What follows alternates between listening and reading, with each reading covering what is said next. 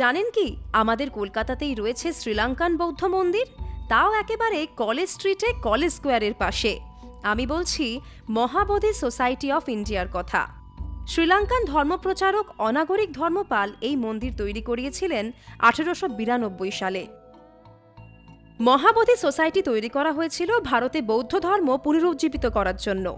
এই মন্দিরের গ্রাউন্ড ফ্লোরে একটা কনফারেন্স হল রয়েছে, আর দোতলায় রয়েছে দারুণ সুন্দর করে সাজানো বুদ্ধ মন্দির।